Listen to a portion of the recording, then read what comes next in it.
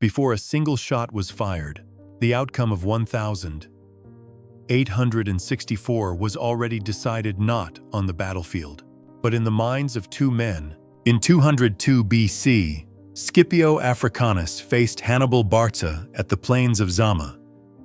Most historians focus on the clash of veteran legions against a polyglot Carthaginian army and its 80 war elephants. But the real battle wasn't fought on the field. It was fought here. It was a war between audacious, intuitive aggression and meticulous, predictive analysis. And victory would go to the commander who could master not only his own army, but the mind of his enemy. For 15 years, Hannibal Barca had been a specter haunting the Roman psyche. He was less a general and more a force of nature, an artist of violence who had perfected the craft of psychological warfare. His legendary victories at the Trebia, Lake Trasimene, and especially Cannae were not merely triumphs of maneuver. They were masterpieces of cognitive devastation. Hannibal's operational genius was predicated on a single, powerful insight: that an army's physical center of gravity is its cohesion, but its psychological center of gravity is its commander's will to fight. He targeted the mind first, the body second. His method was consistent: speed, surprise, and a terrifying audacity designed to provoke a predictable emotional response. Impetuous pursuit, panicked formations, and ultimately systemic collapse. He had conditioned the Romans to expect a specific pattern of genius, a signature blend of terror and tactical brilliance.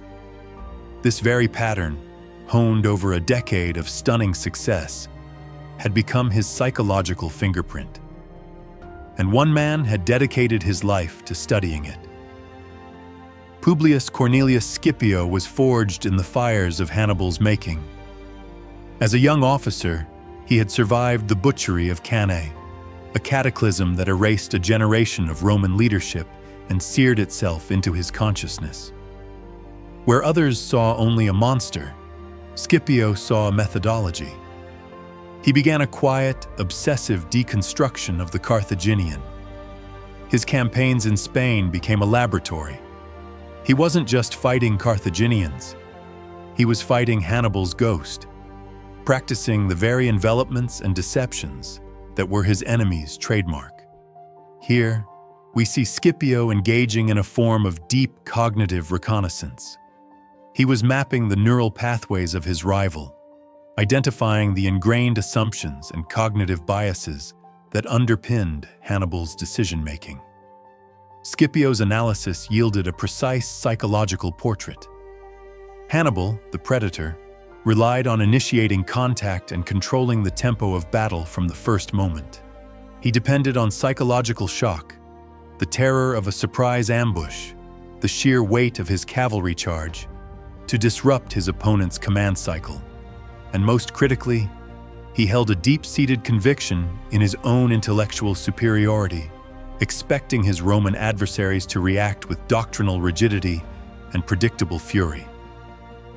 By invading Africa, Scipio did more than change the theater of war. He flipped the psychological script. For the first time, Hannibal was not the aggressor. He was reacting, summoned home to defend Carthage itself. Scipio, the student, was now setting the stage, baiting the master into a battleground designed not for the Carthaginian army, but for the specific architecture of the Carthaginian mind. The two armies that deployed on the plains of Zama represented two clashing psychologies. On one side, Hannibal, forced into a direct confrontation on open ground, a situation he historically avoided, still relied on his proven instruments of cognitive disruption. His front line bristled with 80 war elephants, not merely as tactical assets, but as a psychological gambit. They were the overture to his symphony of fear, intended to shatter the discipline of the Roman legions before the first swords even met. This was his opening move in the mental chess match, designed to induce panic and dislocate the enemy's command structure. But Scipio had already anticipated this. He wasn't planning to counter the elephants. He was planning to nullify the terror they represented. In a radical departure from Roman military doctrine, Scipio arranged his maniples not in the traditional checkerboard pattern, the quincunx, but in direct, continuous columns. This created open lanes running through his entire formation. When Hannibal's elephants charged, they were not met with an unyielding wall of shields to gore themselves upon, but were channeled harmlessly through the gaps in the Roman line, harassed by skirmishers as they went.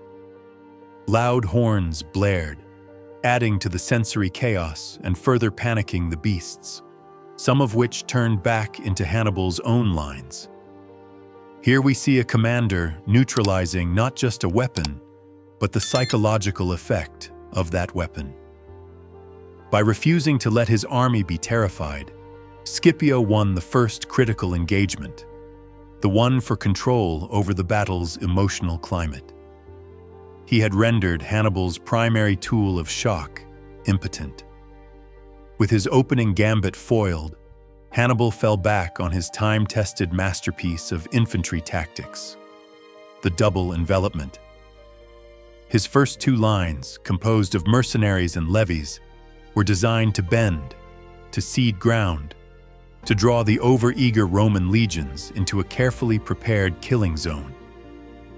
In the rear, held in reserve, was his untouchable third line, the hardened veterans of his Italian campaign, the very men who had butchered the Romans at Cannae. Hannibal was baiting a cognitive trap, relying on the Romans' well-known psychological bias for aggressive, straightforward assaults. He was counting on Scipio to act like every other Roman consul he had ever faced. Scipio refused. He had drilled his legions relentlessly, instilling in them a level of tactical flexibility that was alien to the Roman way of war. Instead of charging headlong into the sagging Carthaginian center, Scipio's first line, the Hastati, engaged and then methodically fell back through the ranks of the second line, the Principes, who then advanced to continue the fight. This fluid, controlled rotation prevented his army from overextending and becoming disordered. More importantly, Scipio had deployed his entire army in an unusually wide formation, extending his flanks to nearly match the length of Hannibal's line. He was actively denying Hannibal the geometry of encirclement. Each tactical choice was a message sent across the battlefield from one mind to the other.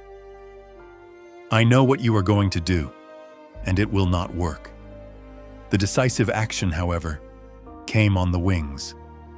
Hannibal's victories had always been secured by his superior Numidian and Carthaginian cavalry, which would sweep aside their Roman counterparts and then slam into the rear of the engaged legions. It was the linchpin of his entire system. But at Zama, Scipio held the psychological trump card. Through deft diplomacy, he had won over the loyalty of the great Numidian king, Massinissa. For the first time, a Roman army faced Hannibal with superior cavalry. Scipio unleashed them, and they drove Hannibal's horsemen from the field. And then, in a display of supreme discipline that must have chilled Hannibal to the bone, they did not give chase. They rallied. They waited. And as the infantry lines ground against each other in a bloody stalemate, Scipio's cavalry returned, executing a perfect charge into the rear of Hannibal's elite third line. It was the Cannae tactic. It was Hannibal's own signature move, his most profound contribution to military art, now turned against him with lethal precision. It was the ultimate intellectual theft, a checkmate delivered using the opponent's favorite opening. The predator had become the prey, caught in a trap built from the blueprint of his own genius.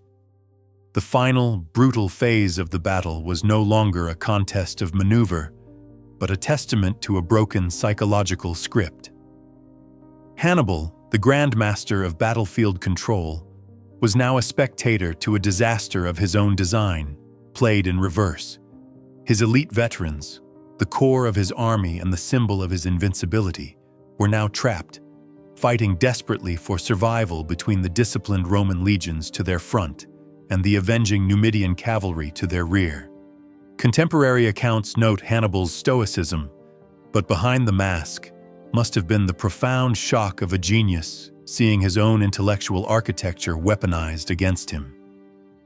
Every decision he had made, every tactical preference he had displayed over 15 years, had been anticipated, countered, and ultimately inverted. The defeat at Zama was not merely a tactical loss. It was a complete psychological dismantling.